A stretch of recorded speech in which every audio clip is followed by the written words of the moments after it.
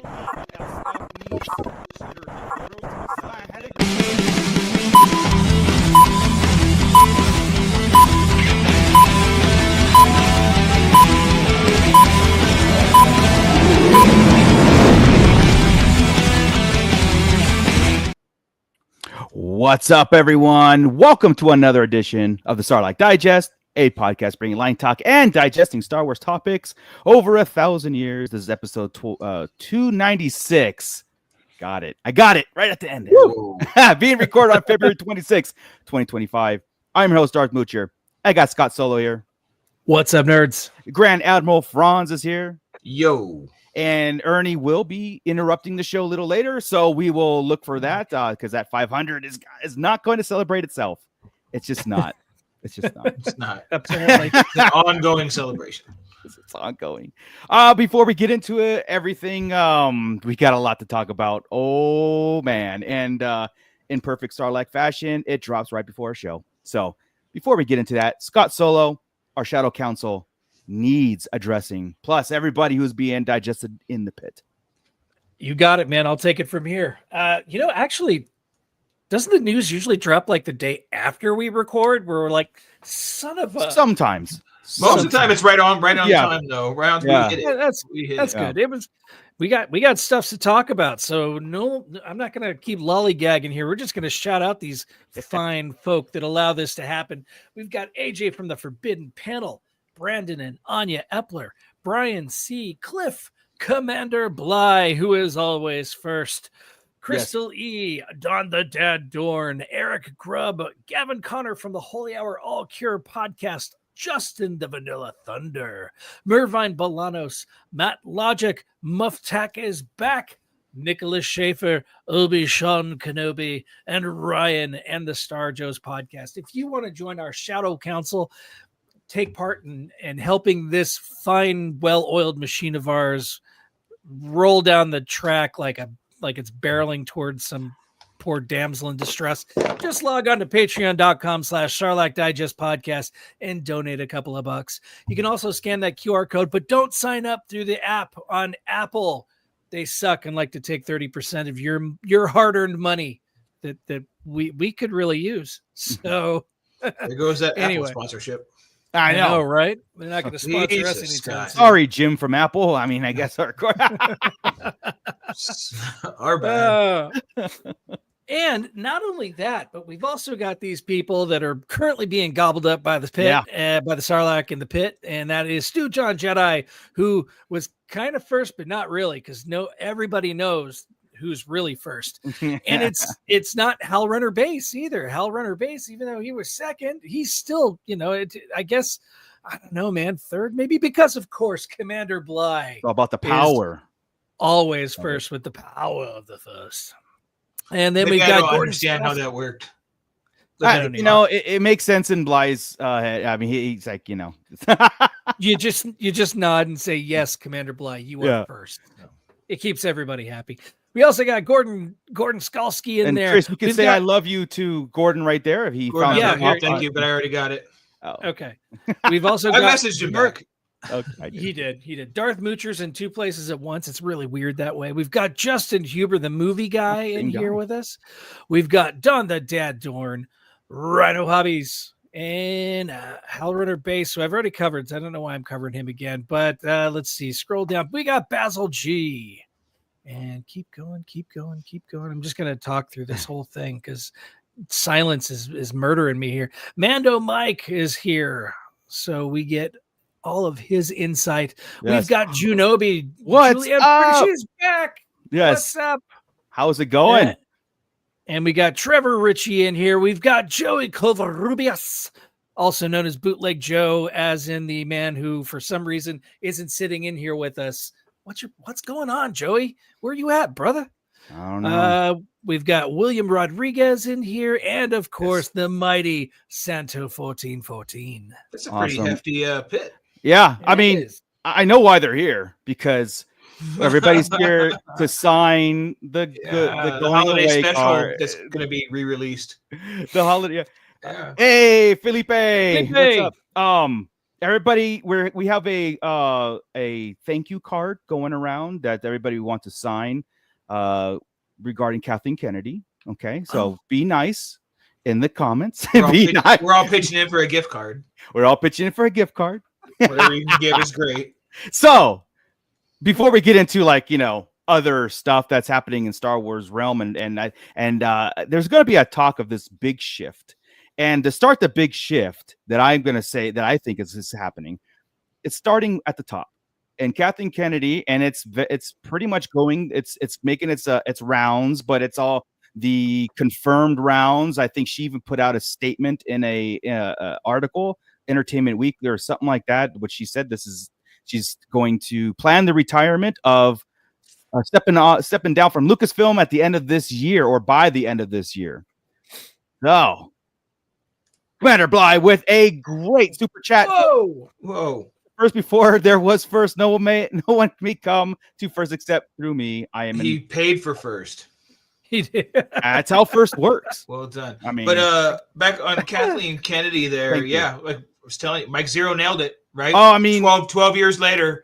I mean, he's been telling us every single week that the I have end to start was believing. near. I have to start believing what he says now. Like, so I'm pretty sure tomorrow or maybe already out there that she was forced to retire as a video. Oh, it's gonna come out, right? I mean, we always said this too. I think we did episodes on Kathleen Kennedy's resume and her contributions to Star Wars and all that stuff, and we did say, look, it's her stepping down is going to be on her terms. We knew this. She's too big of a person in Hollywood have been, from the 80s going on now, that there's no way she was going to get fired. There was just no way. They were going to ride that wave until she was ready. She made the money, arguably, there's quarterly reviews and stuff. She made the money back. She did her things.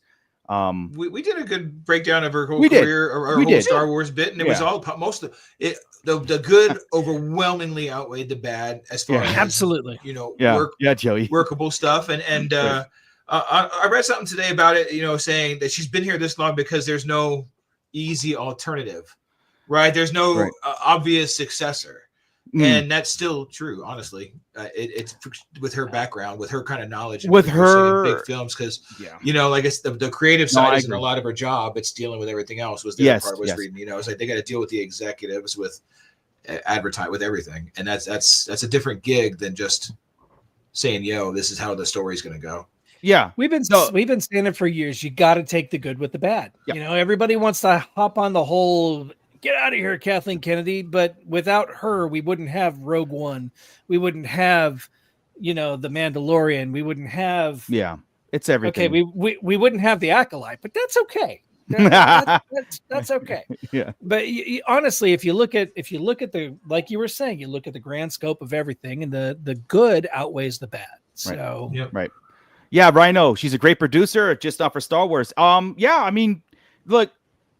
When this all happened, when she was made, CEO or leader of Lucasfilm, and then, George Lucas sold everything to Disney as a big package deal, I thought, I still think Disney and Star Wars is a perfect marriage. And I was like, well, yeah, Kathleen Kennedy, of course, and, I don't blame. Look, when it comes to, I don't want to get into so much of the lines drawn in the sand when it comes to like what's good and what's not, but a lot of it has to do with Disney's, direction. We got caught in the times, dude.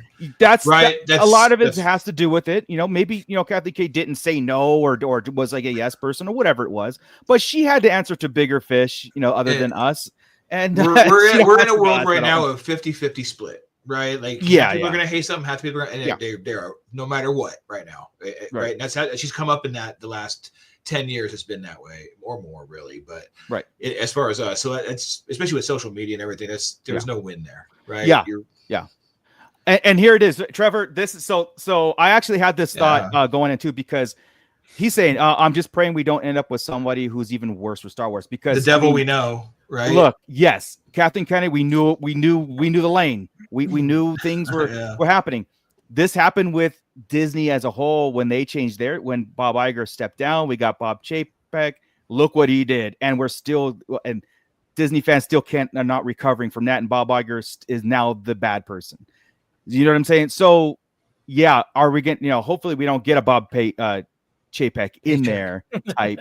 Yeah, paycheck, in there. And a lot of people are throwing around Jon Favreau, right? And I'm sitting there going, I don't know if he wants the job like that, because Jon Favreau is a director, he's a writer, he's an actor. I don't know if he wants to spend the rest of his career as the head of Lucasfilm, as an executive producer, green lighting things. So as it sounds good, it really does to us. We're like, hell yeah, because he has the passion and he actually has the guts to green light and make some project. The Skeleton Crew was brought to him. He fast tracked it to get it done, so he understands that. But again, it'd be great for us on paper, but for him, I don't know. And these guys are directors and creative types, right? Writers, these type of folk. Filoni's a story guy. That's who the obvious successor is to everybody right now, right? Is like Filoni's going to take over. That's not his expertise is in the story. He's where he should be. He shouldn't be talking to the big wigs and talking to everybody else, and he should have a say probably with the person in charge of dealing with all that stuff. He should probably, be close. But at the same time, he is the heir apparent to George Lucas, right? And George Lucas was the writer. George Lucas was the producer. Regardless of Rick McCallum's name being on things, George Lucas was actually the producer. Rick McCallum was just a yes man. But Lucas didn't have to. Lucas was the top of the chain, though. Yes, Kennedy's not, and nor will Filoni. So he'll have somebody to answer to still that he has to talk up to. Yeah, right. That he has to be able to sell to. You have to manage up. and that's not something that he was maybe groomed for something, but it wasn't managing up to executives in a Disney corporation. Yeah, that's a tougher gig. Yeah, right? If you're going to put your trust in the right person to steer the ship, who would you put that trust into? Would you put that trust into somebody who knows the lore and the myth? But at the same time, he is not just Star Wars; it is Lucasfilm as a whole. Right. It's so he'd be pulled out of the day-to-day. He would be pulled out of it. So he wouldn't be part of the story and stuff anymore. We'd lose that. I don't want to lose that. He's perfect where he is. And the thing is, who do we put in that place? I don't know, because I don't know that deep into that role, that world. Yeah. Right.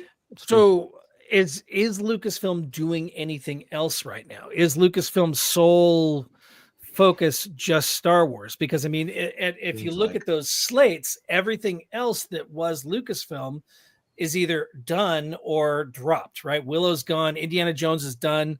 There was a couple of video games that were off on the side, I think. But that's EA, and that's just so Lucasfilm is also Lucasfilm is strictly Star Wars when it comes to their IPs and they're producing content.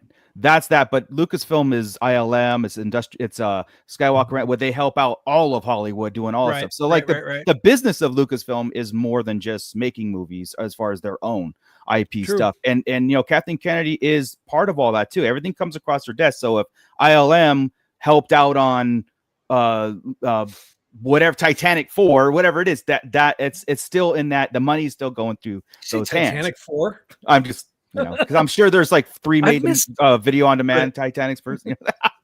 Yeah. To that point, that's shit you have to worry about, right? Like all this other stuff within it and all the money flow and the advertising. That's not Filoni's wheelhouse, man. Like I said, it's not Filoni's wheelhouse. I know Jon Favreau would be the only closest to that, but again, does he want that? Like I said, I think he could take that role and learn and because he's been around it his whole life. What was Feige before? I don't know. I honestly don't know. I came out of nowhere to us, right? Yeah. That's what needs to happen here. I agree. Somebody that we don't realize is in that business. I agree. It's like, oh, this guy's a superstar or Wonderkin, something like that. It's like, let's do it. And then that person's smart enough to know, all right, I've got the guy that was groomed by George Lucas himself here as my right hand. Let's trust. Right? So let's go through this. Let me give my input. Let trust him more, and let's go through this shit. Yeah, and I'll deal with the execs for you. Yeah, that's what it needs to be, right? But an executive who is not involved in the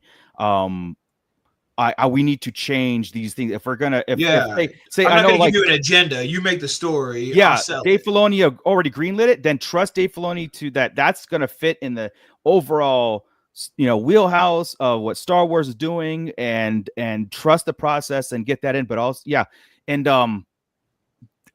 it could be possible that we're looking at people that's familiar to us, and somebody could already be in the works of there. Obviously, it's going to be handpicked by Kathleen Kennedy also, I think too. Yeah, I think Kathleen is going to have a strong hand on her replacement. I don't think it's going to be, because she wasn't out. That's the thing, is she was grooming the person that they thought was going to replace her, right? I forget the person no more. What's that? You can't say grooming no more. The list of 7 dirty words we can't say it anymore. What's up, Ernie? How's it going? Yes. Yeah, she was prepping for the role. There you go. That person seems to be that person's somewhere else. I forgot what it was. Read that too. That they're now the senior VP of something over at MGM or some bullshit. So that's out. Yeah. So I mean, but that's something like that's a person we didn't know who it was. We just have this idea in our head, all of us fans, that Filoni and Favreau are the gospel. They're the saviors of Star Wars. It's in our talking point. What role they're in. 100%. And there could be people in there that maybe aren't so close to it that could do a better job in like knowing that. So because my opinion was Kathleen Kennedy is maybe a little too close to the creative process, like too close to it, that she had influence over things. Because again, I did start seeing this sort of civil war thing between Favreau and Kennedy. I didn't see it I refused to see it at first because I'm like, what business would work that way, right? But again, they're proven to me like they didn't have a plan going forward and a bunch of things, so why not, right? But you need somebody that's going to be a little bit distant and just a little bit trusting your creative team. And if the numbers aren't there, if the fans don't respond well, then there's something different. But it's also got to be, you have to sell it to Disney too. Hey, look, we're going to put out this movie because my creative team, which is all, Lucas proteges, think it's better for the brand. And somebody that's going to go to bat for that versus like, I honestly, like I said, I think Kathleen Kennedy did go to bat, but also she did go to bat for Disney and rework things into the Star Wars film. Maybe too many projects, giving too much freedom, to too many directors and writers and everything, that's probably where it hurts, I think you're right. There, whenever you said too many projects, I think we had a lot of stuff right out the gate, and too much freedom. I think too.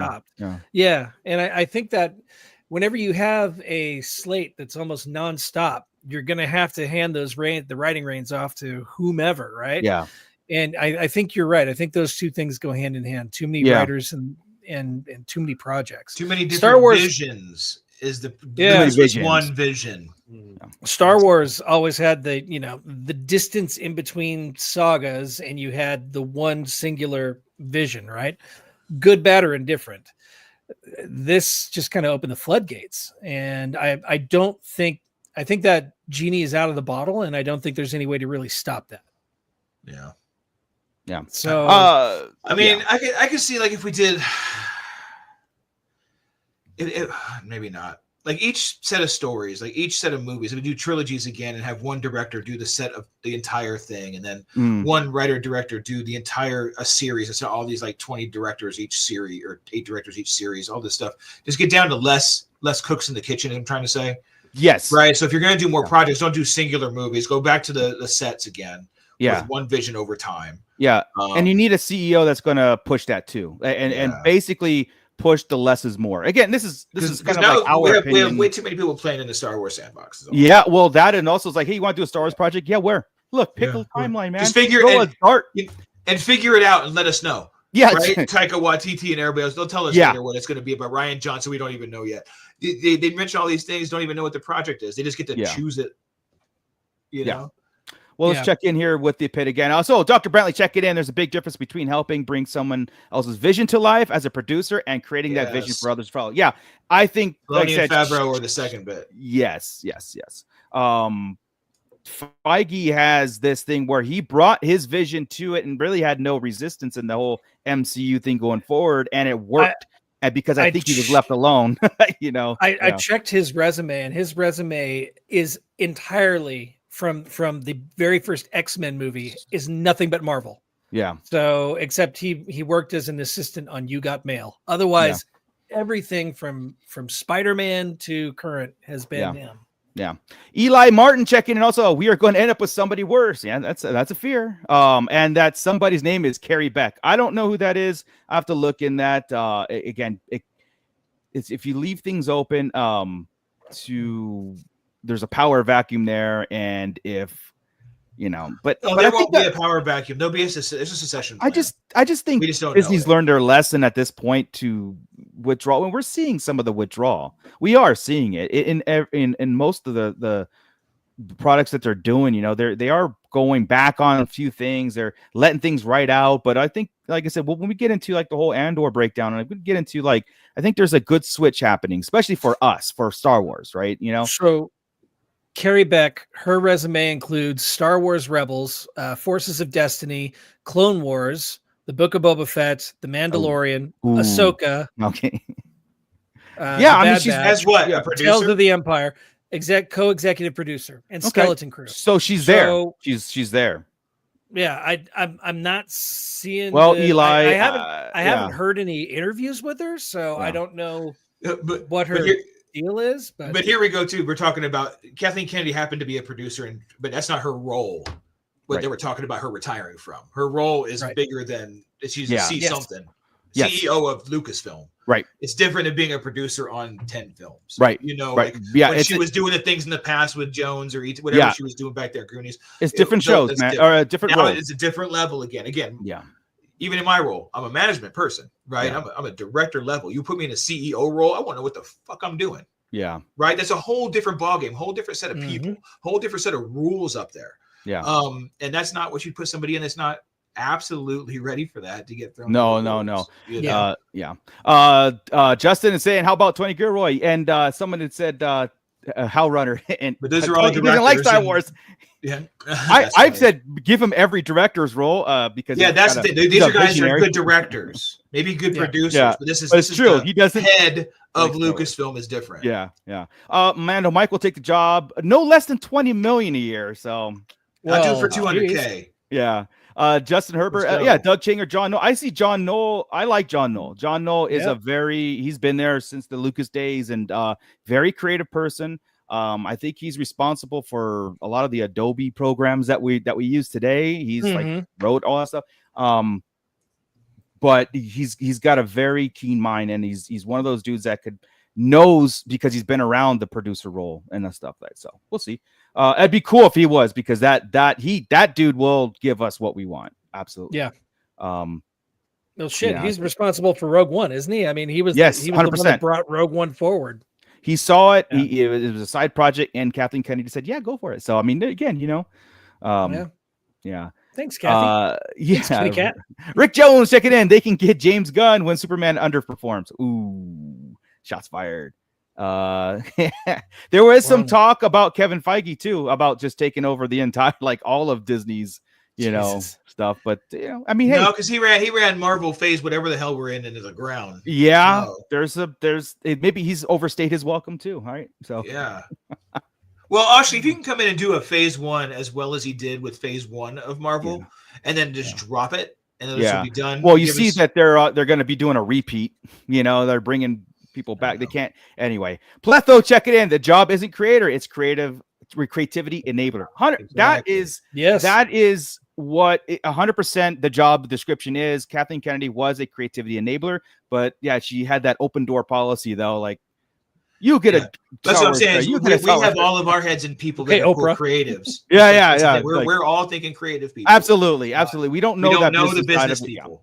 Sam Witwer would be a great consigliere, honestly. Like, I mean, somebody. Let's put Harrison Ford in there with him. Somebody mentioned Harrison Ford. There's a comment in there. Really? Just because he would hate it. That's it. We need to move subjects. Yeah, we're out of here. Yeah, Stu John, the new execs could make the storytellers in charge of storytelling. Well, Dave Filoni is the storyteller, and he has the title of chief. Was this creative officer? Thank you. That's why it can't be him. So because you can't give yourself permission to do it, right? Right, and we have yet to see his part in all of this. None of what he has been in charge of has been brought before us yet, and that would be a wild promotion. Right? Yeah. Hey, I came in here and sat here for 6 months to sit here and watch everything else happen. To set up a few things that will happen in the future that I'm directing. And he's promoted. Right? And I'm going to get promoted another level up. Yeah. To the head Commander Bly, again, just, kind of echoing everything. A common corporate mistake to assume all roads leads to management. Talented artists don't necessarily make good managers. Right. Yeah. I mean, they kind of just like actors that try to be directors a lot of times, it's like, what, just because you can say the line doesn't mean you can write the line. Same with players being coaches and vice versa. You can't always always teach, you can't always enable. It's just there are different skill sets. Whatever happens, Pletho saying whatever happens, if this person does their job, we never know who they are. Right. Why are we saying their name in the first place? Well done. Yeah, I mean, what have we been saying for so long about this? Like, it's like the loudest, the vocal minority are the ones that get their point across. If you don't like, if it's good, it's good. You know what I mean? You shouldn't know the name. You don't start looking for names. Yeah, exactly. I love it. That was great. Yeah, Rick Jones, Steven Spielberg would be wild. And someone said Ron Howard. Howard? Spielberg might be he wouldn't do it, all right. But as far as talent wise, skill set wise, since he's done everything, literally running his own stuff, he'd be the one out of all those names that could do that piece of it. And Ron Howard. He's not going to do that. Well, Ron Howard probably, but I think Spielberg's been more in the upper echelon of the Ron Howard to a point. Yeah. Well, he's like I say, he's been around it, and Hal Runner is getting banned early today. What are we? We're only a half hour in, and he's already getting banned. To double down and get Leslie Headland back in. Revenge of Leslie. Like as the boss. I'm sure she put her resume in already. So I did too. As soon as I saw, I was. Yeah, of course. Ever since Mike Zero said it 12 years ago, I've had it ready. Yeah. Yeah, Eli. Apparently, Jon Favreau has no interest in taking over. Yeah, that we said that early. Like, It doesn't make just sense. because he could be good, does he? Because he's, like I said, he's a director, he's a writer, he's an actor, he's a producer. I don't know if he would be wanting to write checks. You know, sit there and write checks. That's the shit job. You really got to be the asshole. Yeah. When you're up at that part, you really are the dickhead. And that's the thing. Whoever they get has to be that role, or else we're going to end up with more nods and handshakes and weird stuff. Down to whatever the hell, right? Just, yeah. I stopped it. I already used my other one. Right. Yeah, exactly. Right. Yeah. But anyway, I mean, it's I've seen the internet cheer. I've seen the internet say, "Hey, you know, like, cool, it's time." I think we've collectively said that it's almost like, okay, cool, it's time. Like it has been time for a couple of years now, and we welcome change. We're not saying, you know, kick her out the door, but we're saying we welcome this change. We welcome some new blood. Obviously, there's a hit and miss thing going on with Star Wars, and in our books, everything should be hit. I understand we all can't have it, you know, because even in the prequels, we had to kind of like make sure that we worked around those misses, but they're hits today.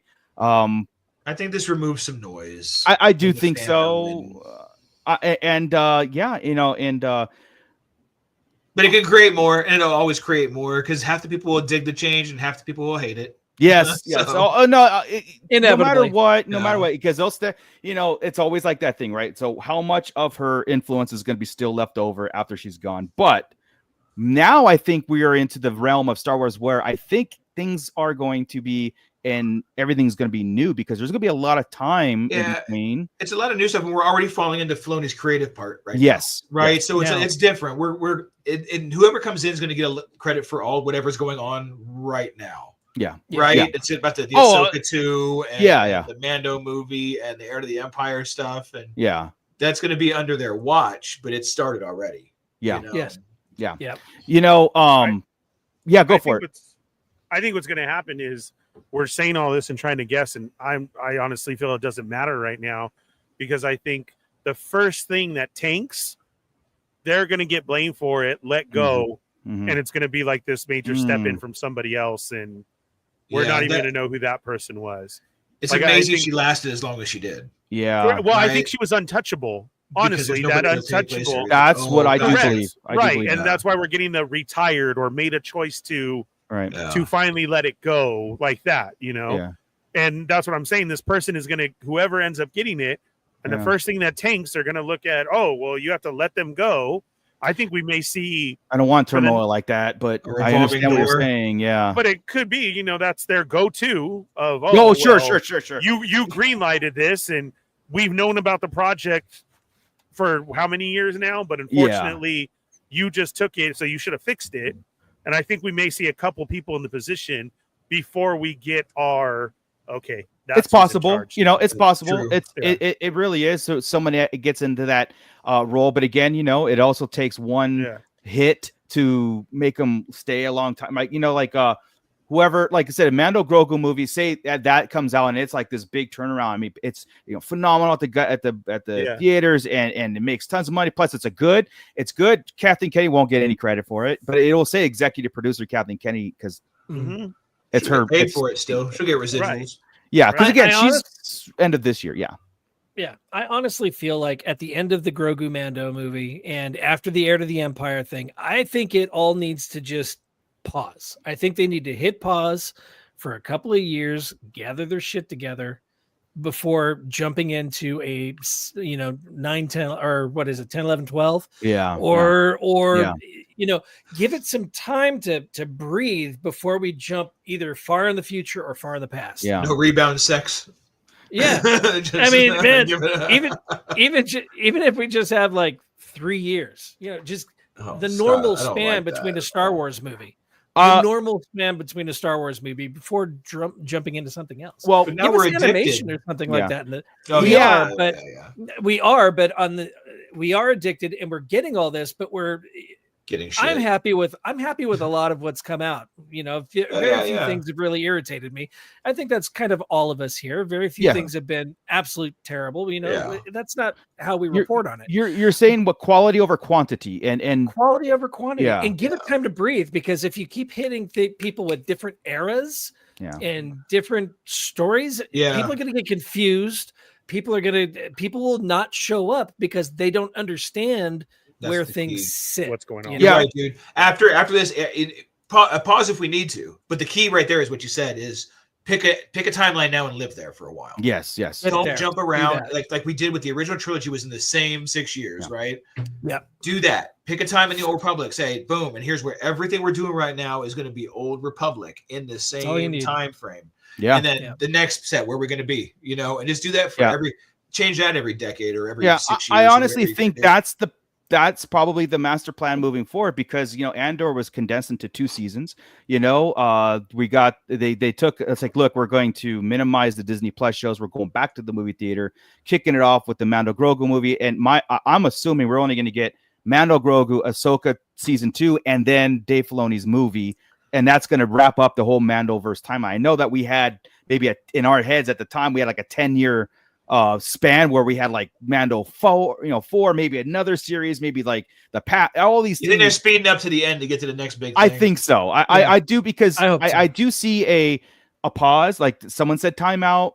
It's too much, too fast. We're not hitting. We're spreading our resources too thin. We're spending way too much money on production, and the response is not letting it sit there for a while, because it's on to the next one immediately after. And again, it's the video on demand. It's the Netflix era that we're in. Nobody goes to the movie theaters as much anymore. You know what I mean? And that's sad. Where it was a 2.5 hour movie of epicness versus, hey, that was a cool series and it's open-ended. They didn't really do anything because they really can't. And it's like, it frustrates a lot of people, especially like myself. It's like, I want some epic story stuff, kill somebody, get somebody in there, change roles, do things. Yeah. Go for it, Orny. Yeah. What's up? The main thing we need to stop at the movies, if we do go back to that era, is this damn 30 minutes of previews before your movie. Yeah. I've seen 2 movies in the last couple of months. It's frustrating. And it's literally been over 30 minutes of previews before your feature starts. Yeah. I don't mind the previews. I don't mind the previews. It's the commercials. It's the commercials. Yeah. Previews. I'm good all day. Yeah. But this one that I just went and saw last weekend, I went and saw the Brave New World, and there was no commercial. It was all previews. It was one coming soon. And I was like, but half an hour of them is. I was done with popcorn. I needed a refill on soda. You're like, here we go. Oh no, that's another trailer. Yeah. Following preview. When are we starting? I swear to God. Well, then, especially halfway through it, Chris, they showed the next Marvel movie. So I saw Marvel come up, and just like you, I was like, oh, finally. Right. And then I realized it was for Thunderbolts, and I was like, gosh, dang it. Yeah. Oh. Yeah. Which Thunderbolts is pretty good. Yeah. I mean, it looks like it's gonna be hilarious. Yeah. One of my pet peeves, and I'll move on real fast, is the commercials that we've already paid tickets. We paid this is a paid thing that we're going into. Why have paid commercials? I hate that. That's what we have TV for. Commercials. Yeah. Commercials. Not previews. Yeah. We grew up with previews. Yeah. I want the trailers, but not 30 minutes and not 12 of them. Yeah, right. Yeah, that was my and theme and needs to theme them, right? Like we go see a Marvel, you're getting horror. If you're exactly. I don't want no Ryan Gosling's Notebook 5. Yeah, in front of Toy Story 6 or Notebook 5. You know what I mean? I don't even know Hallmark movies in my horror movie. Like, come on. Yeah, I'm with you. But okay, so with that, like, paying attention to like the overall everything, and again, Celebration is really gonna nail down a lot of theories for us. It's really going to set the tone. It really is, and I think they've even they're rolling out that carpet of setting a tone. And I do believe Kathleen Kennedy will be there. She'll be out there, and she's going to announce what the future of Star Wars is. That's the day it all gets announced. Yeah. I was going to ask you if you thought that maybe the successor to Lucasfilm would be announced at Celebration. For sure. Why not? Right? Make it like, if I was Kathleen Kennedy, I would make my departure a thing. No matter, I wouldn't just disappear. I mean, because she's been. They would ask her to do that anyway. Yeah. Let's make this a to-do. Let's do it at Celebration. Your last one. That's how it should be. Yes. It's 10,000. Yeah, Trevor, hate commercials at the movie. It's so we pay for this anyway. But but yeah, like, so we got the Andor 2 trailer. The official trailer dropped, and just like everybody else, you know, the most jarring thing is this rock or punk song that's playing. Okay, but now listen, it's our fault. It's our fault. But listen, this is a new era of trailers. Why they're treating that, and they're treating Star Wars like any other epic action kind of stuff. Now, I just want to say this because I'm not hating on it. It's jarring, but it's almost like I love this. Why? But I hate it at the same time. I'm hate loving this. Like, I see Star Wars, and you already have this. But it's already been destroyed for us. It's been, you know, a thing. Like, this isn't new, right? But didn't know that they were going to double down on this. But I'm loving it because it's evolving, dude. It's evolving. It's now in English again, right? So, but it's Star Wars words. But they're written for. I'm telling you, man. Like I've watched this trailer a few times, and I'm just like, I go. At first, like I said, I watched the trailer for what it was, and then I'm watching it again. Then I'm sitting there going, should I be mad at it? And I'm just going by the music, guys. This has nothing to do with Andor, honestly, because we even Skeleton Crew, they used that song, but it was classical scored stuff in Skeleton Crew, which I do believe Andor will be. But and then I started watching. It's like, how come I'm not hating this like I should? You know, as a staunch thing. And then I thought, like, seeing the Star Wars title in these days, and then having the classical epic, you know, trailer thing playing and all these explosions happening with this kind of trailer, it didn't put that. I'm thinking like that wouldn't have put me in a mood of like gonna see Star Wars, and this did for some reason. It put me in a mood like I'm all in anyway, but at the same time, like I should be mad at this. Like I really should be. I'm gonna say something right now that is probably gonna make you mad, and that is, the artist is Steve Earle, who is a country rock singer. So I just looked it up. Too. Yeah, he's most famous for writing the song "Galway Girl," which I'm pissed. It's a great little ditty. I'm but pissed, I thought it was Star Wars written, so I looked it up. You can't say that word either. If you read the lyrics, it absolutely makes sense. For what we're seeing on screen. However, I get that. It's knowing it's Steve Earle, because at first I'm like, the voice sounds kind of familiar, but I don't know this song. Is this a new song? No, it's a 20-year-old song by a country artist. But they made it punk. And oh no, that's correct, his. Yeah, that's him. That is him. That is his original version. But what I'm saying, it made Andor punk. It's like it's. Oh, okay. It could be a country artist, but it's a punk song, and it fit because Andor is a punk rock freaking series. It's rebellion. It's anarchy. And it's talking about rebel. It is, and that's what I'm saying. And the revolution starts now. That's the name of the song, and that's the. Okay, now I'm mad because I didn't know that until right before Scott said that. I looked the same thing up because I'm like, you know what? I better look this before I say something. And I'm like, fuck, that's a song. So I got two today. That's all right. Real song. Now I'm mad because I was like, okay, cool. They're making it because it sounded Star Warsy for a minute, right? I'm like, I'm okay. They took a song, they put it in English. They're just, they got me. I can't. They're making up their own shit. They're making it sound Star Warsy. I'm toast. You know, I can't argue. But they pulled another real world song in, just one we wouldn't understand or know. Bite me, you know. It's like they're pulling like the James Gunn stuff where he pulls obscure songs, and makes them a hit all of a sudden. And no, I get it. Just like, but the difference between that and James Gunn is James Gunn will actually put it in the movie. Star Wars will not put this in the movie. This is strictly a trailer song. That's what I feel. This is a song that's designed to get the attention of people. You know, people who aren't. Correct. You know, that's what it's for. Yeah, I mean, like, and it worked. I downloaded the song. I listened to it a few times. I'm like, it's a catchy song. It works in the trailer. Star Wars? No, but it I'm trust me, guys in chat. I'm with the rules to Star Wars. I mean, I get on my soapbox with these things. Okay, orchestra. Like, I'm with Wilhelm Scream. I'm with a bad feeling about this. I'm with cinematic epicness. That's all. Everything I've ever wanted in Star Wars to be just to keep the same, you know. And again, and with this, how it worked in the trailer version of it, and I think Skeleton Crew kind of prepped me for this because we talked ourselves in and out of that whole thing about because of what the Skeleton Crew provided for us as far as like getting it into the show itself, right? Like I said, I don't think we're gonna have this in Andor. It's gonna be cinematic. It's gonna have all these things. It's gonna have it's less mad because of Skeleton Crew. Yeah, yes. and because that Skeleton Crew anger lasted until we saw Skeleton Crew. Well, I know that song by heart, man. I mean, Major Tom, I sing that. I sing along to that song when I'm driving along. This song I'd never heard before, so I'm like, oh, okay. Right. See, and that's normal Marvel stuff is to put just a song out. James Gunn puts obscure bullshit out, right, and makes it big, like the Peacemaker theme. Right? Yeah. Like, where the hell did that song come from? Yeah, I mean, almost any song in Peacemaker. Where'd that song come from? Yeah, but they all jam, right? They're all like, oh my, whoa. Yeah, Basil, right here. They're just trying to appeal to a wider audience. Twofold. They are trying to appeal to a wider audience, but they're also matching an energy for the film being like this revolution thing, you know, and so it fit exactly. It fit with my head down. I wasn't mad till I knew it was real. Right.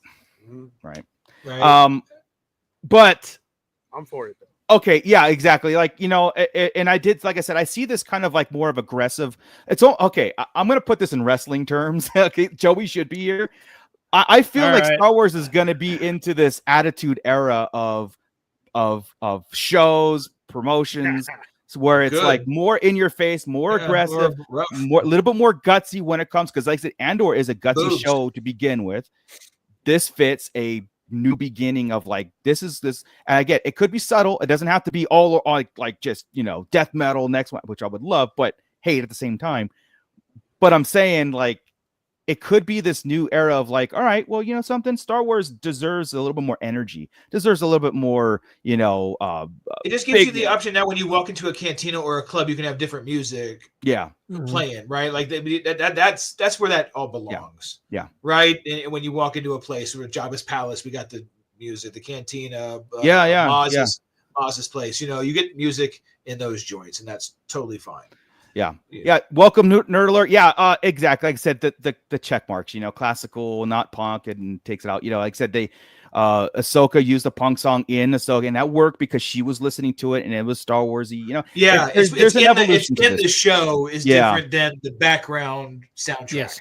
Yeah. So with that, okay, again, I should be like, you know, but Andor, I just finished my rewatch of Andor, the complete thing, and I'm telling you, after this is only like probably my third rewatch, because we watched it for the podcast twice, and again, I haven't revisited Andor till now, until it was relevant again, right? And it's not something where I take notes as far as like, you know, oh, this is gonna be in my talk when we do line talk and stuff, but it was such a fun ride, and I had this. Okay, I gotta say this. And going with this trailer, and it's doubling down on what I'm about to say, is Andor did a great job of not humanizing the Empire. They actually made them assholes. like, you know, these are a bunch of people that need to be stopped. Now, we love Vader, we love the Emperor, we love dark side, Sithy stuff. You know, the Empire is oppressive, and you know what I saw in Star Wars was trying to humanize them a little bit, even the soldiers, a little bit, going on to like a bad, all those things, you know. What Andor completely dissolves that. I mean, you saw what we're going to see in Andor season 2, but even in 1, they were just like, I mean, they opened fire on crowds when they got a little rock thrown out. You know what I mean? Like these are the things that I appreciated, because I'm like, the Empire needs to be hated for this rebellion to mean something perfect. Now, when we look at like Chris, you and I had this discussion about the Star Wars fleets, right? How cool is the Imperial fleet, and then the Rebel fleet, right? Yeah. We pick Empire any day, right? All day, dude. I feel characters are like that too. But I feel like with Andor, and hopefully this is something that continues moving on, is we're gonna have some cool stuff over here. Like these are deemed the good guys. Maybe we get some cool things over here, and maybe they do bad, you know, worse things, like Saw Gerrera, right? Like his kind of attitude. Which I'm like, all right, cool, like rebellion, let's go, you know. And me as an Empire guy, I shouldn't be saying that, right? So we're gonna get cool TIE fighters and the same old boring rebellion shit. I don't think so. Well, yeah, ships. You're right, but there are. I did see some headhunters in this, so maybe some if those were headhunters. But yeah, you're right. You know, I think Empire still is gonna have the cool look and sleek everything, but yeah, they're still cooler. I appreciated the fact that they're not humanizing the Empire. Like Dedra is a capital B. You know what I mean? Like and she should be. She's ISB, no holds barred. I will kill my superior to get his job. This is the cutthroat empire that I was like, yes, I don't want to know the stormtrooper's name and follow his family. And it just takes it away. It takes it to like, you're killing people. Not the officers, troops sometimes because you're just the sometimes, right? Sometimes, but the officers, they should all be assholes. They know what they're doing, right? But they're not brought in, they're not drafted, they're not forced to do anything. These are the officers that show they're assholes. That's how you get built up in the empire, not by being a good guy, right? But I want to see a stormtrooper knowing that he will open fire on my ass the minute the order with no hesitation, and that's like Finn. Yes. So that's where I was like, okay, that's where I kind of got this bigger energy through Andor season 1 rewatching. I'm like, this is great, throw in a lightsaber, then it's perfect, right? So, but Andor season 3, that was my little rant. I don't know if you guys feel the same. I don't even need it ignited. No, you could it could be in what's his nuts antiquities and have Darth Maul's broken saber in there, and I'll do a backflip. Yeah, it'll be rad. Right, and then it will be at Disney the next weekend. Yeah. Yes. Nerd alert. We tried, but on a shelf. We tried doing something like this. Yeah, we tried doing something like this, but then YouTube shuts us down. So, unfortunately, we can't do it. I mean, we can have it played, but I'd rather just banned. Yeah, it's just YouTube will shut us down. They've done it before, and so. Yeah, I wish they wouldn't because we're trying to help them. Right? They won't let us monetize the show, and we'll lose the 12 cents. Yeah, come on. No, but the 12 cents doesn't matter. Getting kicked off, the live stream, that's what matters. So at the end. But how did you guys feel about the overall? Did you get? I mean, we're 55 days away from Andor season 2, and how did you guys feel about what you saw? I'm absolutely pumped, man. Yeah. I saw it. Number one, throw Krennic in it, and I'm in. Krennic is one of my favorite additions to the Empire. He's great since Disney took over. Right, I freaking love. He's like an Imperial that's got some common sense to him. Like there's explosions happening outside. Don't just stand there. Go do something about it. But he's also like my work. Yes. He's relatable. I feel he gets picked on. So I love him because of that. Like you're saying, that's my project, my work, and here's Tarkin trying to take it from him. So even though he's a bad guy, he's relatable.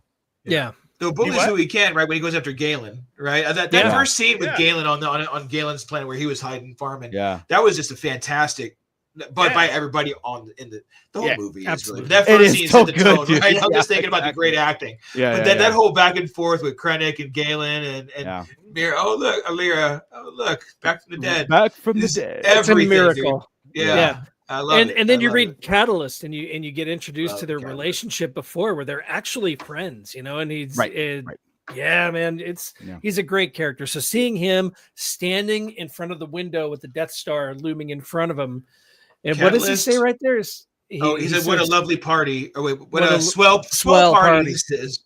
Yeah. Reading Catalyst changes Rogue One from a Jin book, from a Jin story into a Galen and Krennic story. Right. Yes.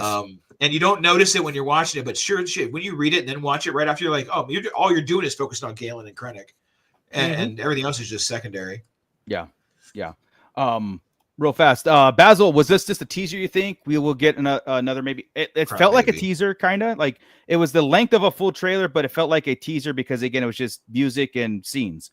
Trailers usually give you quick spots. I think we'll get TV spots and characters. Internet 15 second clips. Yeah, see, like Rick Jones, that trailer was fine. Should have had more dialogue. Yeah, I think it's and we'll I think there's a purpose for that though, because you get everything they say is important. Well, that and the way they're presenting the show, it's going to be. So we're getting 3 episodes a week for 4 weeks for a total of 12. That's what 12 I'm episodes. About. Only 4 weeks, and the reason why I think the trailer is just like cool shots and a couple things is because every week it's going to be a beginning and end. We're going to get the arc of that week, and not 3 weeks and try to like, oh, what happened? A cliffhanger. There's no cliffhangers.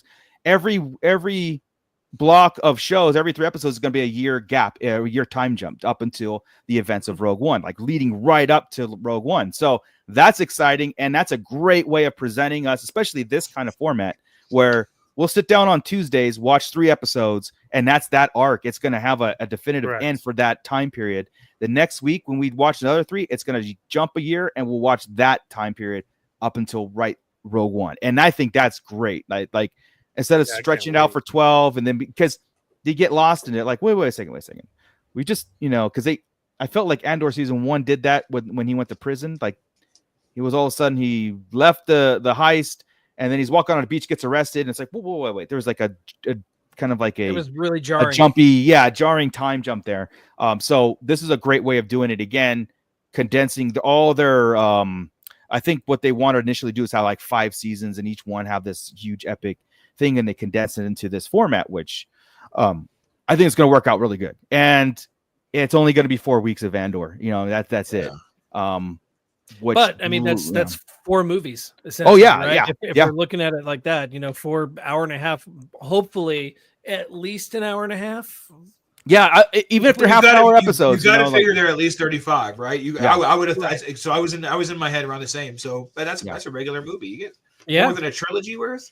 Yeah. You can tell whatever story you need to tell, and put whoever you want to put in there. Nice. Yeah. Well, awesome. His How to Understand the series finale is on his birthday. Hell yeah. Nice. Hell yeah.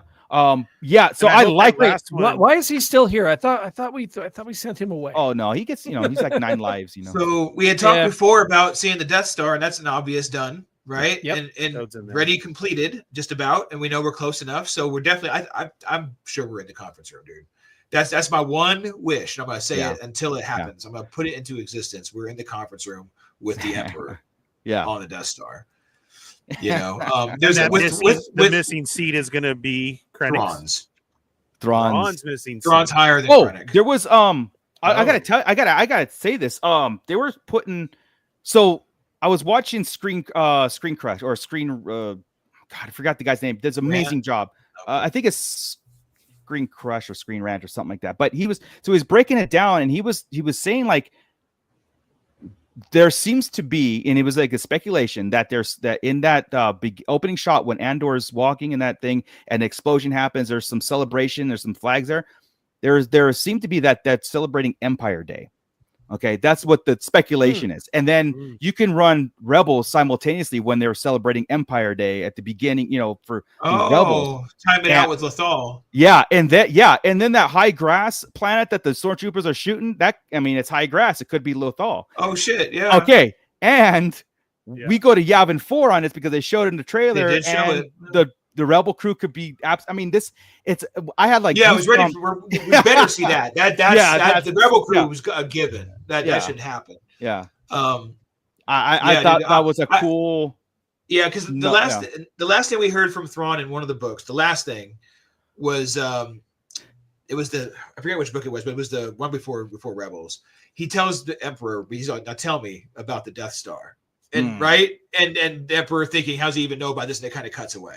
Gotcha, and that's what it was. He had done all these things for him. He's like, not tell me about the Death Star. Yeah. So that's where I want to hope is one of those things where that kind of finishes up too, and he knows what it is. Yeah. I think it's important that all the big wigs know it. We've got Lottie and everybody else in that damn thing. At that in a new also they should all be there. Yeah, like in the trailer, Andor is flying this brand new TIE fighter. I know it's not the Defender. Like what Avenger or something, right? Yeah, so but it could be maybe some again. There's some obvious tie-ins that maybe we're just kind of looking into, but it's fun to know that Rebels is running simultaneously with Andor season 2, especially.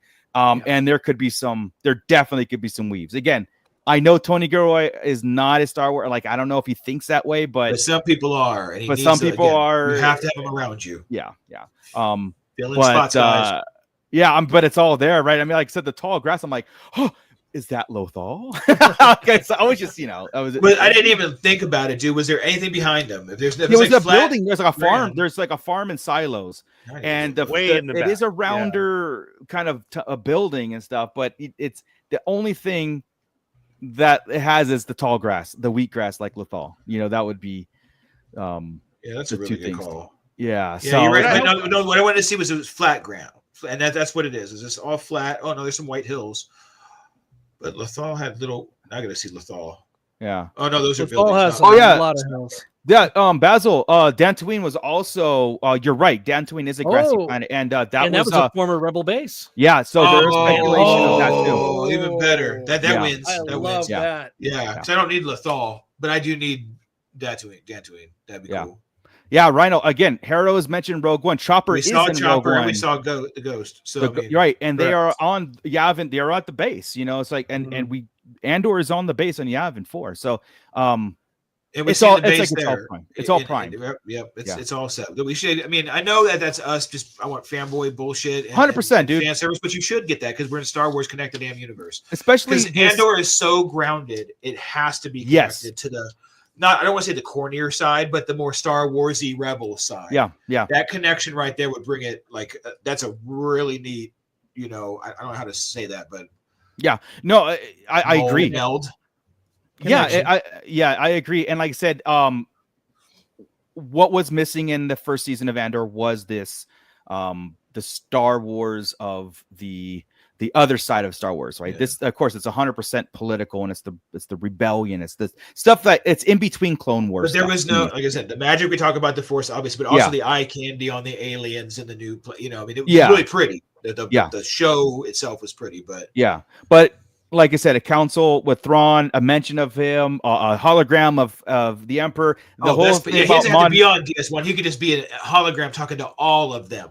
I do think, right? and I really think this is going to happen. Is I think Mon Mothma is going to be outs by the. It's going to be a hologram of the Emperor putting a price on her head, and the Rebel crew has to get her out, right? So she's in it, and this is going to lead up to Rogue One. She has to escape, and the Rebel crew is the ones who rescued her or broke her out from the Senate into hiding. So there's a. Yeah, that's got to happen. But she has to run away. You have to see what happens. See her run away. We might not see the Rebel piece. That'll all just connect itself later. Yeah. No, off screen probably. Oh no, you won't be able to do it off screen. I'm with Rick Jones. To show some of it. We need a Boba Fett cameo in Andor. Yes, we do. I'm not against. I'm not against it. Yeah, let's go. It would almost make a lot of sense to connect things to it. Put him in his old gear. He's not ruined yet. Well, leave his mask on. So we have somebody else to play full costume, but keep his voice. Yeah, because Vader has hired them before. It seemed like so we need another scene of I need you guys to find these rebels, like just a talk or something, like somebody hiring them. That would be great. Because there's a tie-in of him always using those bounty hunters. I Commander Blind. He used him in A New Hope, right? He pulled him in A New Hope, or after A New Hope to look for Luke. So I mean, he works with Boba Fett.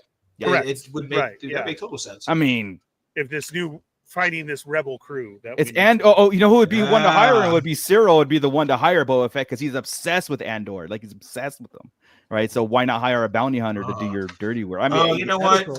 Yeah. Good point. We saw Cyril. We saw everybody. Cyril, I forgot about all of them. Do we want to bring up the trailer just so we could skip to a couple of scenes and take a look at some of the? As long as there's no sound on, just pictures, right? Yeah. I know we're running into the twilight, but go over the 145. No, I'm not going to play it. I'm just going to skip to a couple of shots, But my thing is, everybody's in here. Yeah, except for Linus. Right. Yeah. Maybe that's the cameo that you want right there. Linus. Okay. We'll get everything else. If Linus shows up, I'll be like, all right. So on my rewatch, right, I made a mental note of this. When we last left Linus, he was on the streets of Ferrix. Yeah. Drinking because he's just defeated, man, and he was just drinking, defeated, lying on this lane. That was the scene after shit. Yeah. No, this is at the end when after the riot, after the march, he's he's just sitting on the curbs and he's just drinking like I got nothing left in this world, Oh man, but that's Rick. That would make Daniel Logan needs to be young Boba. We just need somebody in there to walk around. Yeah, let anybody be the stunt man be him. Yeah, and then just have. I'm good with that. I totally get what Rick Jones is saying, and I think that's respectful. But at the same time, I am with Chris, honestly. I don't want the helmet to come off. I just need be Boba Fett, dude. Like, and the voice needs to be consistent at that point. That age, he's going to be a clone voice. Exactly. So, exactly. Yeah. So I know that, like, but let him do it though. Yeah. Be respectful. Like, go ahead, let him do it, and there it is. We're getting heavy Mon Mothma in this, and the dancing scene was very Rise of Skywalker. I think this is the wedding. Her daughter's wedding. Yeah. Oh yeah. Marrying her off, but it's gonna match the opening Blade scene. So that's awesome. She's trafficking her daughter. Yeah, she still did. She so did. Yeah. Yeah, it's totally for rebellion. Oh, nerd alert! Just killed. Oh, you just killed Ernie right here. Yeah, we might get an alternative bounty hunter. They've done it twice with IG-11 and Forlom. Bro, they did it with the Mandalorian and Boba. Yeah, we'll get Boba Fett. It's not Boba Fett though. That's what I'm saying. We've got Trandoshans, IG-11. This one is actually Boba Fett. You know, it's just Boba Fett. Yeah. That was right. What we got. Yeah. That's no, knowing my luck, it wouldn't be. It'd be what's her name? Hey, so there's an attack on Yavin, unless that's not Yavin. I don't think that's Yavin. This is probably my favorite shot of the trailer. This dead soldier with the head, because I think those are headhunters, not X-wings. No, they're X-wings. Are they? Because it looked like those were designed for something else. The artist brought them out that they were being used. These are Saw Gerrera's X-wings. If you look at the X-wings in Rogue One that are parked on these are Saw Gerrera's X-wings. This is Saw Gerrera's Rebel base. Right? I love this is one of my favorite shots though. That just like the shot of the soldier and then the ship's taken off. I was like, this is. I think they already have the micro versions of these ships from Rogue One, if I'm not mistaken, right, Scott? I don't know. Mooch would know that. Which ones? Not the ones you collect now, not those, but the ones like on a Hot Wheel card, like on a they did the smaller ones. I don't know. The 3-packs? So I don't know, man. I saw something earlier on it. Like, they already have a toy of that, but it was from the artist who said, "Hey, look, they're using my X-Wing." Oh, gotcha. I don't know how much of this whole trailer is the block of timeline. Like, is this the first? Is like is this trailer like the first 3 episodes in one timeline, and then a couple? It's probably all across. But right here with the stormtroopers, are these stormtroopers or is this the old trope? This is where we're gonna flip it, Chris. And standing behind the ball-headed guy is Boba Fett, but with his helmet on. Everybody else has to take theirs off now, and he's gonna keep it on. I love it. Yeah. No, these do look like they would be rebels just wearing, right. Outfits. Yeah. So the old, let's dress like Imperials and the first guy says, "I need to take off this damn helmet. I can't see." Right. Plato, everybody else does. In season 1, where was Saw? Was that when Luthen went to see him? I don't know if that was Andor or not. They didn't name it. They didn't name it. So you guys have to remember though too. This is going to jump timelines. Yes. So we're seeing all different timelines through the trailer. Yeah. Yep. Yeah. Right. Yeah. Like I said, are these commandos of some sort? I mean, they just. I think they're just our folks. I mean, our folks, rebellion folks, just coming in there. Just bullshit. Could be. I hate that trope. It's all the time. It's all the effing time. You're right. If they're maskless, they're rebels. If they have their helmets on, it's just we're always pretending to be a damn Imperial. Exactly. Yeah. So look, Krennic is with Mon Mothma there, and that the gangster that is marrying his son is marrying her daughter. That makes it even cooler that he's right next to all these people. Really, he's at the wedding. He's at the wedding, right? I was gonna say that's his dress cape. Yeah. It's got some silver piping on it. He's tightened up. Yeah. The new X-wing or TIE fighter. Thank you. The new TIE fighter. Sorry. So what you? No, I'm kidding. No sound. They're gonna take us down. My bad. Yeah. Dancing. Yes, new black. Yes, John. They announced the new Black Series Krennic, which looks I great. have to get because the facial sculpt is better than the last one. Same hard cape though. I don't like that, but the last one wasn't horrible. You know who? It's doable. It's passable, right? Hux is horrible. Oh yeah. Hux is the worst figure I have. I hate that thing. Me too. Yeah. The Disney version that they came out with that you had to actually go to Disneyland to buy. That one's actually better. Yeah. Oh, yeah. So, all right, let's see. What else have we got? We got more wedding stuff. It looks like we've got. I mean, K2's there. We're assuming it's K2. Right. I mean, well, it makes sense if it would be. Yeah. So I mean, they'd be assholes and do that. Yeah. There's a whole lot of walking away from the camera in this trailer. Everybody is walking away from the camera. There's a lot of cool guys don't look at explosions walking away too. Like, there's what I do hope for the stormtroopers is what we saw in the special editions when you see a lot of stormtroopers, right? Like a lot of them. Every time I see stormtroopers in Andor, it wasn't season 1. I've seen in this trailer. There's like 6. Yeah. No, we want legions. Right? I want them, right? legions of stormtroopers. I want Return of the Jedi coming out stormtroopers.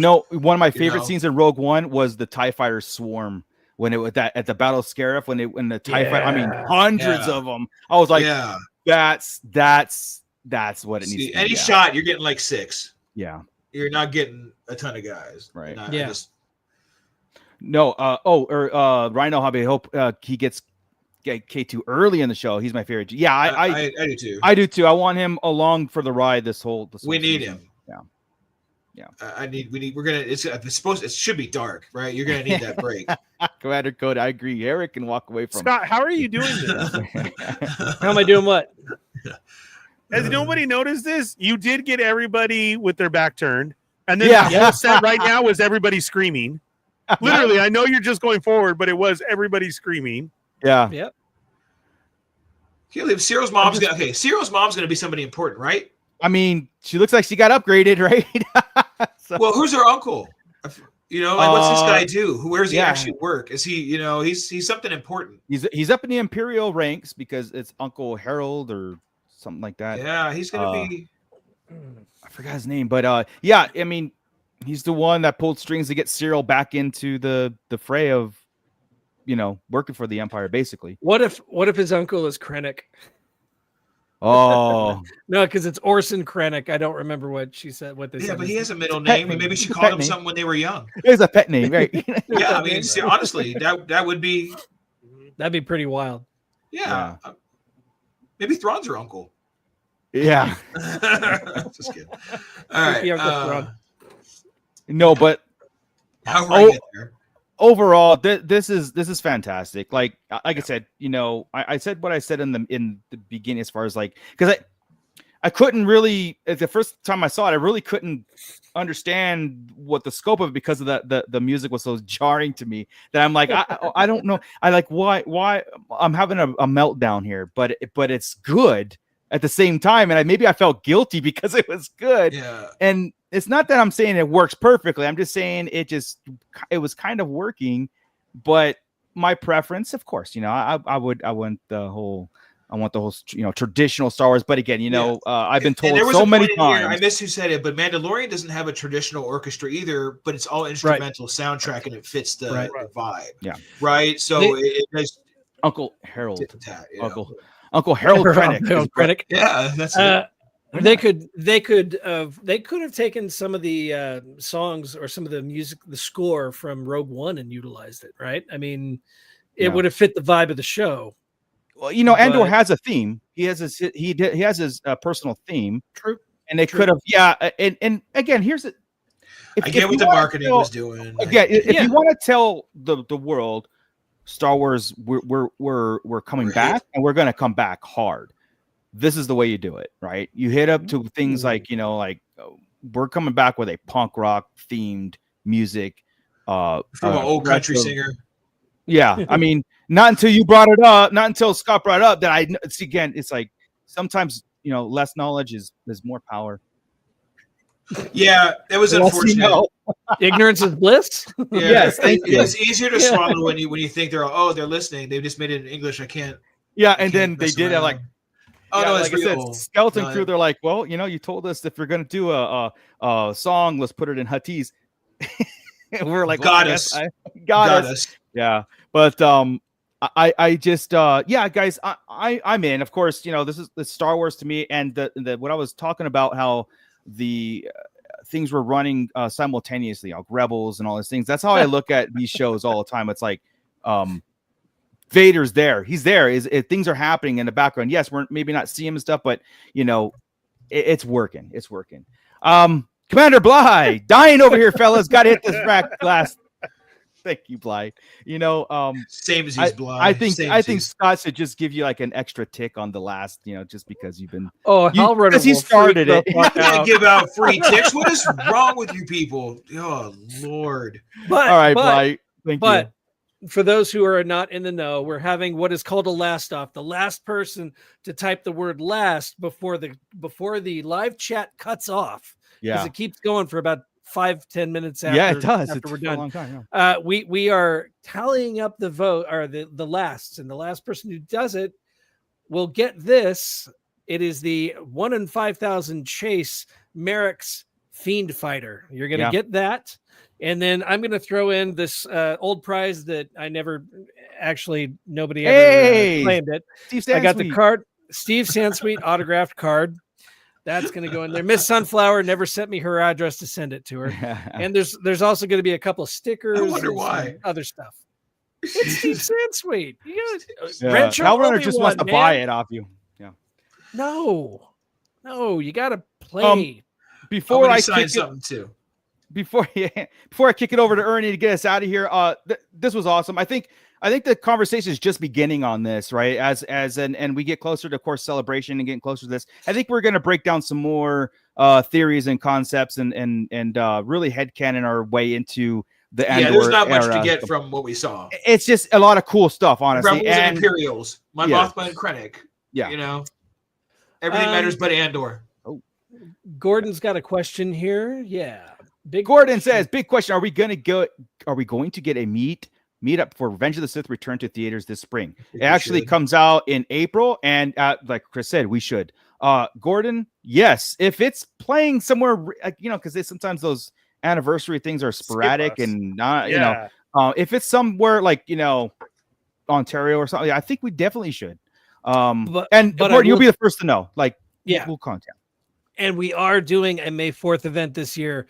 I did get the person who owned the old location that we were at contacted me and said, yes, we want to do this. So May 4th, we are going to do another event at the bar up here in good old Apple Valley, California. So. Nice. So SoCal, we will we want to do a meetup for the Revenge of the Sith, because damn right. Yeah. April 25th. That's what's coming out. I'm glad they're doing it, and it makes perfect sense. So this is the anniversary year. So yeah. I'm crossing our fingers because Jess Ranch got a few of them. They got Rad. They have the Back to the Future one. So yeah. Hopefully, Transformers the movie. Yeah, we did. We did. Return of the Jedi last year, 2 years ago. Yeah, we did it, and everybody fell asleep, but me. I didn't fall asleep. Yeah. I don't fall asleep in Return of the Jedi. Chris fell asleep. I had to. Man. This is horrible. Dude. I felt so bad. Hell Runner. I have to have nice and cool in there. It's dark. I was probably high. I mean, shit. You were, all the above. We just ate. Come on, bro. I seen it. I get it. Hey, I fell asleep on Revenge of the Sith the second time we saw it. But to be fair, it was 2 a.m. I remember falling asleep during Phantom Menace, man, and I don't know if it was like the 12th or 13th, but it was at the Dollar Theater, so there was a shadow in the corner of the screen. I remember you could see it. And I'm like, what's the shadow on Tatooine coming from? And come on. Cinemark was promoting it, so maybe. Santo 1414, can't wait for Saturday to see the toy room. We're premiering an episode on Saturday where you can I do a walk around the toy room and I go shelf by shelf. So 11 a.m. on Saturday. So tune in for that. Yep. Right. Okay. True last thing before I kick it over to Ernie is on our community tab, guys. Right now, our pit droid, our SD-17, has been 3D printed and he's waiting for a paint job. So right now you can vote, get your voices heard in our community tab. There's a post there. There's 4 choices to choose from. Voting is commencing. It'll end next Thursday, and I am going to paint. I'm not going to reveal it, but there's a lot of details that are going to be added to this thing. For more information, watch the build over at Tashi Station Emporium's YouTube channel. You'll watch them be made, and then the reveal will be over here. You guys get a voice. Our Shadow Council already had their opportunity to get their voices heard, to narrow in those choices. So it's your turn. Go over there now and vote. We already got votes in, so it's going to be fun. So stay tuned with that. I dropped a link in the comments for you to go vote. Thank you. Yeah. So you got a whole week to go vote, and you can change your vote anytime too. But up until next week, I will just pick a winner, and we're going to go with that. So should we harass people into voting who we want them to vote for? you can. I think we'll make our plea. Don't vote the way we vote. That's why I did it for next Thursday, because Wednesday. Let's just make this the way the world works. Chris is going to plea for his. He's going to plead the case for why there might be a Thrawn droid in there. I'm just saying. And that one did get my vote. So that one's a pretty rad one. Again, you can change it at any time. I'm just saying. Bribery works too. So with that, everybody, thank you so much. Thank you, Bly, for sticking in there with us. If you're still there, if not, hit us on the replay, of course. And all you guys on the replay, everything that we discussed here, leave in the comments section below. Ernie, take it away. Yeah, thank you guys so much. We do have a Discord, but Scott gets all pissed off when he has to leave that one in there. If you can find it. I think Chris had to go. Chris did have to go. He was up there with Bly. Yeah. So goodbye, Chris. We'll catch you on the replay. Leave a thumbs up and a comment, Chris, because we definitely need that. And you guys can do that as well. Thank you to everybody who jumped in the pit with us tonight. Yeah. Yes, go vote. Put in your votes. We will sway you as best that we can. There's a Boba Fett one in there too. I know. That's what I'm saying. That's you may want to look at number 6 a lot. So just take a peek. Doing pretty good. It's doing pretty good.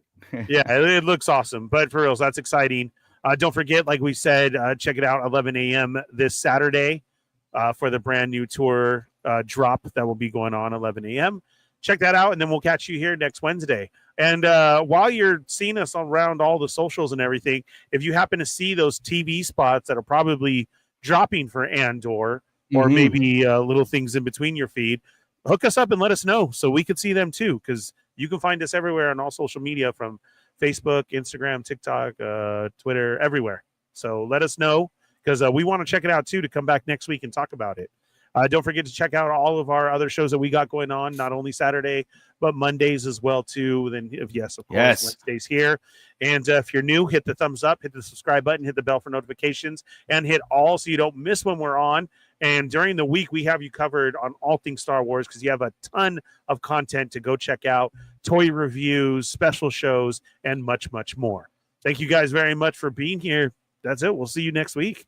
Awesome. And another toy chest Monday, because we're doing 2 toy chests in a row because of the live stream that happened today. We've got to talk about it. Nice. We'll see what happens, right? We'll see you guys on Monday, and then again here on Wednesday. With that, let the last off begin. Scott. Keep it nerdy, everybody. Last off. This is Grand Admiral Thrawn. You are listening to the Sarlacc Digest. What a fascinating play on words.